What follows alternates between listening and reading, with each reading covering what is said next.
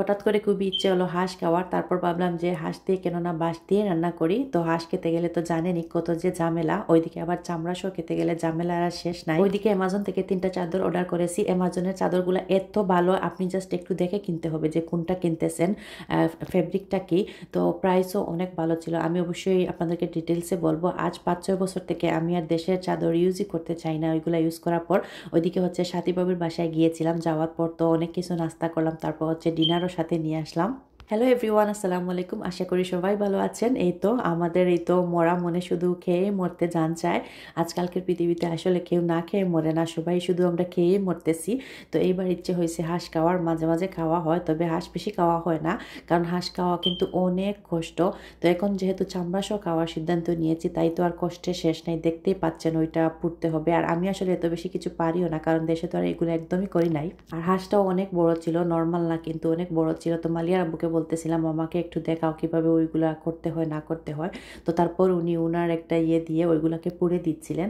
আর এখানে হচ্ছে আমি করিল নিয়ে আসছি, ফ্রেশও পাওয়া যায়, বাট আমি ওই টাইমটাতে পটেরটা দিয়ে করেছিলাম, ফ্রেশটা পাই নাই বলে।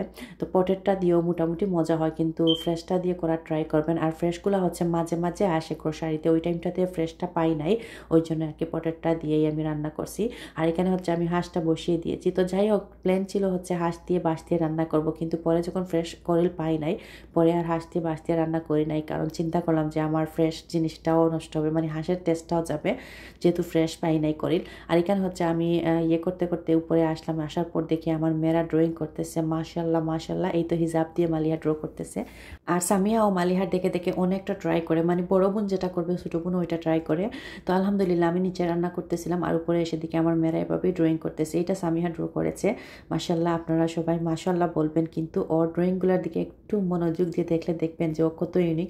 ওইখানেও ক্যাপ দিয়ে হিজাব দিয়েছে, তারপর ওইখানেও বুরকা দিয়ে হিজাব, তারপর ওইখানে হিজাব পরিয়েছেও। তো যাই হোক, সবাই দোয়া করবেন, আর সবসময় বাচ্চাদের এইভাবেই ভিজিয়ে রাখার ট্রাই করবেন। আর এখানে হচ্ছে আমি যা যা রান্না করেছি, হাঁস বোনা করেছি, করিল দিয়ে রান্না করি নাই, পরে যেটা বললাম। তারপর হাড় চিকেন ছিল, তারপর হচ্ছে ভর্তা, পোলাও, আর হচ্ছে গরুর মাংস। তারপর হচ্ছে এই তো পাশ দিয়ে তারপর গরুর মাংস দিয়ে রান্না করছি, মানে হাঁসের সাথে আর দেই নাই যেহেতু ফ্রেশ পাই নাই। তাছাড়া ছিল টমেটোর টক, আর হচ্ছে পাতাকপি ভাজি, আর ওইখানে হচ্ছে ছিল শুটকি, লতা দিয়ে শুটকি দিয়ে রান্না করেছি। তো ওইগুলো পরের ব্লগে আপনাদের সাথে অবশ্যই শেয়ার করব। আর এখানে হচ্ছে আমি জাস্ট ভাবলাম যে আমার চাদরগুলো একটু ওপেন করে নেই, ওপেনিং ভিডিওটা একটু করি। অ্যামাজনে অর্ডার দিয়েছি আজ থেকে 6 বছর আগে। অ্যামাজন থেকে 2টা চাদর অর্ডার দিয়েছিলাম। একটা চাদর বেশি ভালো, এখন পর্যন্ত ইউজ করতেছি। যে কেউ আসলেও জিজ্ঞেস করেন এটা কোথায় থেকে কিনছো, অ্যামাজনের আর কি। তো চাদরগুলোর প্রাইস ছিল হচ্ছে $35, $30 এইরকম। ক্যালিফোর্নিয়া কিং কিনতে হবে, কিন্তু এমনিতেও তো দেশ থেকে আনতে গেলে দেখা যায় 2-2.5 হাজার টাকার কমে বড় চাদর পাওয়া যায় না। ওইদিকে হচ্ছে এটা 4 পিস, মানে ফ্ল্যাট বেডশিট যেটা ওইটা থাকে, আর পকেট সহ যেটা ওইটা 2 পিস থাকে। তার এইটা কিন্তু বেশি ভালো না, ওইটা আপনারা আনতে যাবেন না। ওইটার প্রাইসও একদমই কম ছিল, $16। সো $16 তুলনায় তো, প্রাইসের তুলনায় তো জিনিস হবে। $16 তুলনায় ওইটার ফেব্রিক ভালো ছিল না, বাট আদার যে 2টা ছিল ওইগুলো খুবই ভালো। তো আপনারা কেনার সময় অবশ্যই 100% মাইক্রোফাইবার দেখে কিনবেন, তাহলে কিন্তু একদমই টক খাবেন না।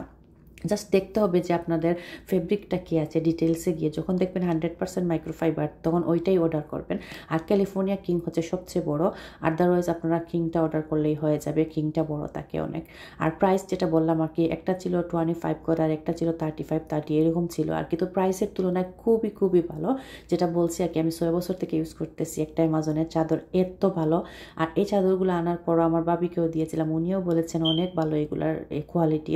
আপনারা কিন্তু এগুলো ইউজ করার পর আর দেশের চাদরের কথা মনেই করবেন না, এত ভালো আর বড় একদম। আর মেশিনে দিলেও তো ইয়ে থাকে। তো আমি আসলে 5-6 বছর থেকে দেশের চাদর একদমই পছন্দ করি না, মানে দেখা যায় সবাই পাগল দেশের চাদরের জন্য আমরা। তো এখান থেকে 100% মাইক্রোফাইবার দেখে কিনলেই কিন্তু আপনারা একদম দেশের মতো ইয়ে পাবেন। 100% কটনও কিনলে পাবেন, বাট 100% কটন দেখা যায় অনেক প্রাইস পড়ে যায়, ওই জন্য আমরা দেশ থেকেই নিয়ে আসি। আর এখানে হচ্ছে গিয়েছিলাম সাথীবাবির বাসায়। তো সাথীবাবির বাসার গার্ডেনটা দেখাচ্ছিলাম, এত সুন্দর করে উনি লাইন বাই লাইন গার্ডেনিংটা করেছেন। আমি আসলে গিয়েছিলাম হচ্ছে সামারের লাস্টের দিকে, সামারের, ওই জন্য আর কি একটু কম সুন্দর লাগতেছে। তাছাড়া সন্ধ্যাও হয়ে যাচ্ছিল ওই টাইমটাতে, আসলে সবারই সবজি মোটামুটি শেষের দিকে। এই তো ঝিঙ্গে জার, লাউয়ের জারটাও মাচাটা যেটা আর কি অনেক সুন্দর। তারপর লাউ ছিল অনেক সুন্দর করে, ওনার আম্মা আব্বা মাশাল্লাহ এগুলো নাকি টেক কেয়ার করেন, অনেক সুন্দর করেই হয়েছে। আর ওইদিকে হচ্ছে আমার জন্য কচু দিছেন, তো আমি কচুটাও নিয়ে আসতেছিলাম। তো যাই হোক এখানে আবার লাল শাকও ছিল। তো যেটা বললাম আর কি, মনে হয় মিডিল টাইমে গেলে অনেক বেশি সুন্দর লাগতো। আমি যেহেতু লাস্ট টাইমে গেছি সামারের, ওই জন্য একটু কম সুন্দর লাগতেছে। তো যাই হোক, আমি প্রায় ব্লগেই বলি এইখানে সামারে কেউ আসলেই প্রথমে বেকইয়ার্ডে যান, মানে কি গার্ডেনিং আছে ওইটা দেখার জন্য। আমার ক্ষেত্রেও ব্যতিক্রম না, যাওয়ার পরে গার্ডেনে চলে গিয়েছি। পরে যখন সন্ধ্যা হয়েছে, নাস্তা খাওয়া শুরু হয়েছে আর কি। তো ভাবি অনেক কিছু বানাইছেন, চটপটি ছিল, সমোসা ছিল, সন্দেশ ছিল, সব কিছুই অনেক মজা হয়েছে। আর এই তো ভাবির কিচেন অনেক সুন্দর গুছানো।